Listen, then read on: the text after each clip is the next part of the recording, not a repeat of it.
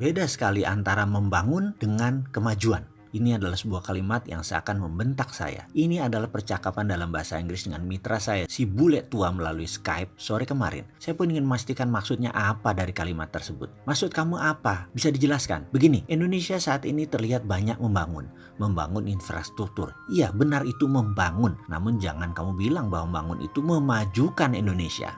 Gila kamu. Tujuan membangun infrastruktur kan untuk kemajuan ekonomi. Demikian saya berargumen. Oh, belum tentu begitu. Kamu harus melihat bagaimana dalam tanda petik cara Indonesia membangun dan dengan siapa dalam tanda petik membangunnya. Demikian dia mencoba menjelaskan arah bicaranya. Saya mau menjelaskan sedikit pengandaian. Jika dalam rumah tangga katakan kamu memiliki penghasilan 10 juta satu bulan, lalu kamu mau membangun kamar tambahan dan ingin membeli satu mobil lagi untuk kebutuhan keluarga. Kamu menggunakan pinjaman bank. Intinya kamu pakai duit orang lain. Apa yang kamu lakukan dengan pendapatan tetap tadi? Kamu ternyata hanya bisa membayar cicilannya saja. Pokoknya tidak bisa. Kamu berharap kamar tadi kamu sewakan, dikoskan, dan mobil tadi diusahakan ke GrabCar, online transportation. Bagus bukan rencana tersebut? Tapi bisnis bukan ilmu pasti di ruang hampa. Apa yang terjadi kalau tidak ada penyewa kamar tersebut sebagai kos-kosan? Apa yang terjadi kalau setoran transport online tidak mencapai target? Pasti dari penghasilan yang 10 juta tadi dibayarkan hanya bunganya saja. Pokoknya tidak akan sanggup terbayarkan. Kita terus menggantung harapan bahwa kosan akan terisi dan transportasi online akan meningkat hasilnya. Anda benar membangun tapi belum tentu membuat maju perekonomian rumah tangga. Paham?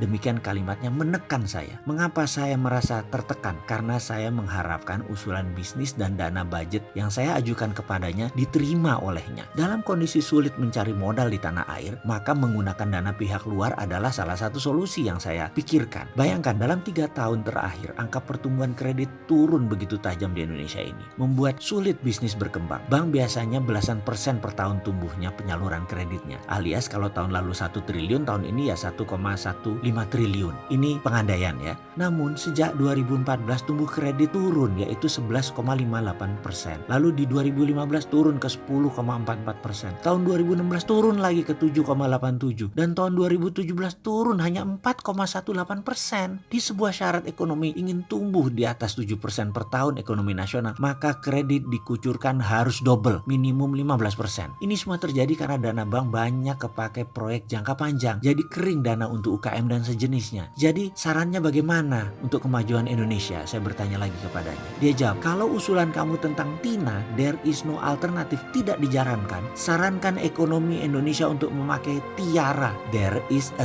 real alternative. Ada yang ingin tahu apa itu tiara? Akan dijelaskan pada video selanjutnya.